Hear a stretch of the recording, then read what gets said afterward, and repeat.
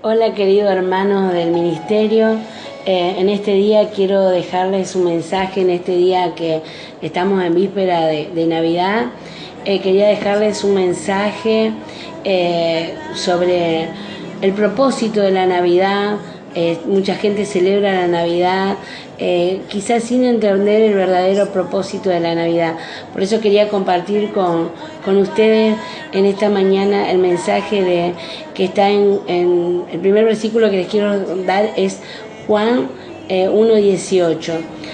Ahí en Juan 1:18 dice: a Dios nadie le vio jamás, el unigénito Hijo que está en el seno del Padre, Él le ha dado a conocer. Y como les decía, muchas veces la gente celebra la Navidad sin realmente reconocer por qué, cuál es el fin de la Navidad, cuál es el propósito de la Navidad, ¿no? La gente quizás no se pregunta por qué vino Jesús al mundo, y Él vino para salvar, y vino a buscar y a salvar lo que se había perdido. Ese es el más grande propósito del nacimiento del Hijo de Dios. Traer redención, traer salvación a este mundo donde el pecado, ¿no? Está a flor de piel, donde sabemos que prevalece el pecado, donde hay un mundo que está dominado, ¿no?, por el enemigo. Pero tenemos que saber que Él viene a traer redención y salvación, ¿no?, para todo aquel que en Él cree. Pero quiero que en esta mañana podamos comprender otro propósito de la Navidad. Y el otro propósito es que Dios haya enviado a su Hijo al mundo para habitar entre nosotros. El propósito no es solo que tengamos un motivo para celebrar y entregarnos regalos y comer cosas ricas, o tener un motivo para celebrar en familia. El otro gran motivo de la Navidad que encontramos en esto es este pequeño pero poderoso versículo que hemos leído, ¿no?, en esta mañana. A Dios nadie le vio jamás, pero su Hijo unigénito fue el que le ha dado a conocer.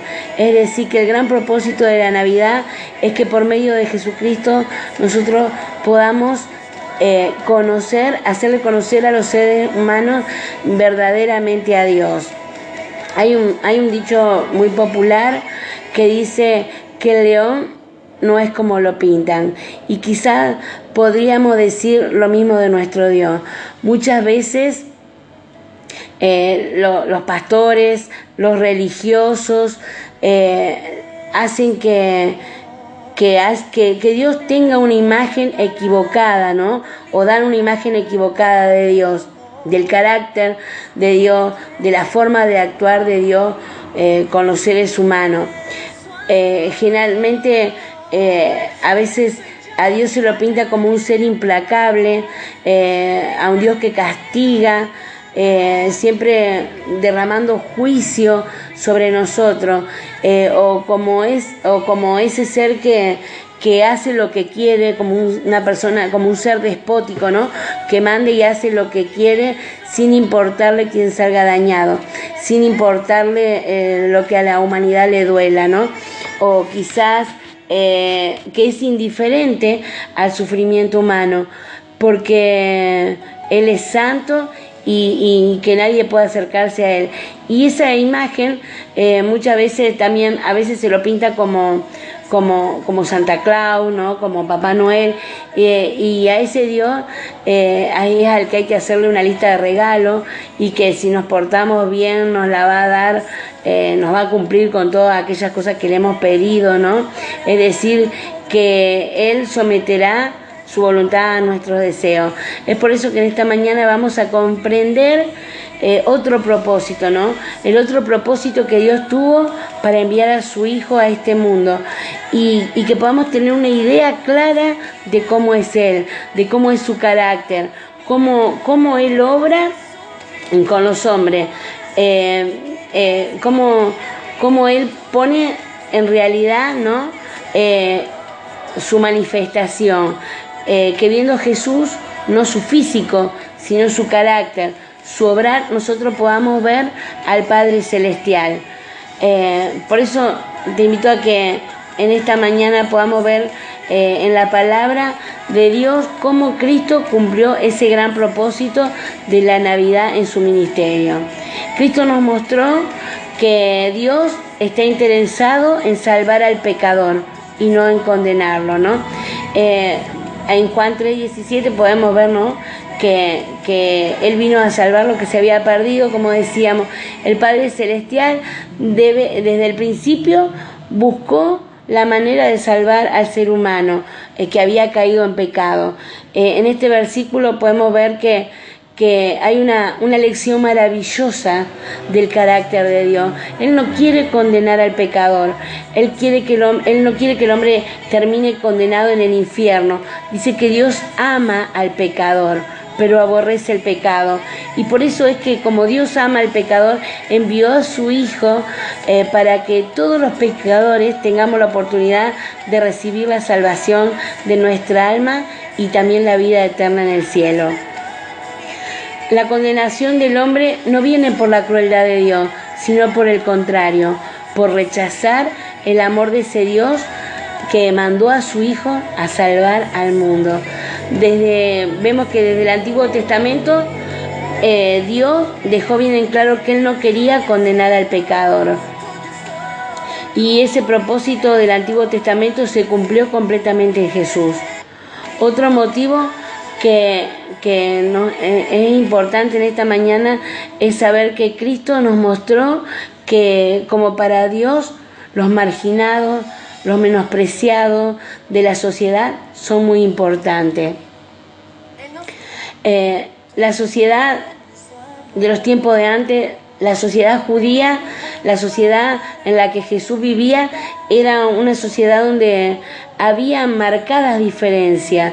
Los religiosos, los sacerdotes, los fariseos, los maestros de la ley, los ricos, las clases más altas en la sociedad judía estaban divididos en sectores, ¿no? El pueblo eran los que trabajaban en el campo, los pastores, las mujeres y las niñas. Los niños estaban al mismo nivel que los esclavos, ¿no? En la sociedad judía no tenían derecho a entrar al templo, las mujeres no podían hablar en la sinagoga. Después estaban los marginados, ¿no? Los leprosos, los enfermos, los paralíticos, los mendigos.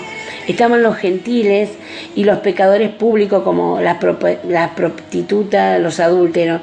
A estas personas los religiosos le habían hecho creer que Dios los veía así, que Dios los marginaba, que Dios era quien los menospreciaba, que era Dios quien no quería saber nada de ellos.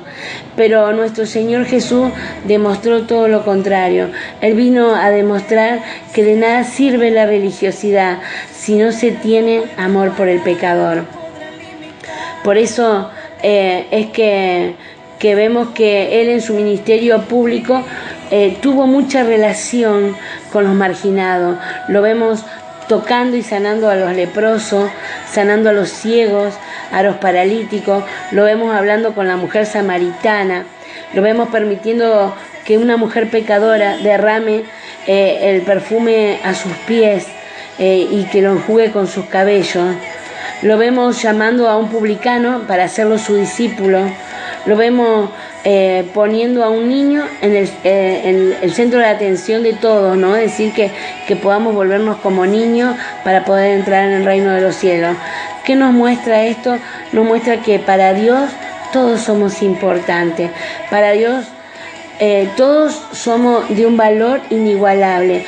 Para Dios todos tenemos dignidad. Para Dios nadie es menospreciado, nadie es marginado. Nos muestra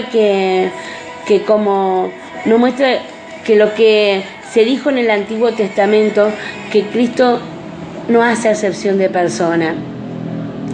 También Cristo nos muestra que Dios no es indiferente a nuestro dolor ni a nuestro sufrimiento.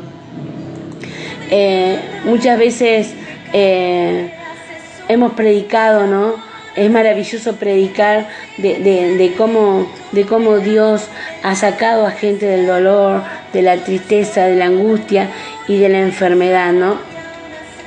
Dice que muchas veces que vemos o creemos que Dios está lejos de nuestro dolor, que a Él no le importa, pero estamos equivocados, ¿no? Dios está cerca de nuestro dolor, de nuestro sufrimiento. Él tiene sentimiento, a Él le duele ver sufrir a sus hijos, Él se compadece de nuestro dolor.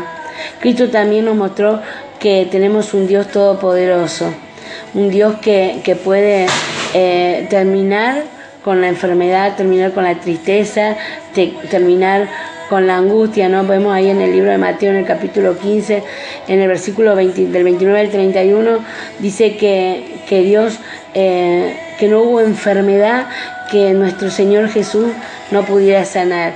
Y eso tiene que ser nuestra confianza, pues Cristo nos mostró que para Dios nada es importante, que no importa cuál sea el problema, no importa cuál sea la enfermedad, que tenemos que venir a Él con fe y que Él puede obrar un milagro en nuestras vidas.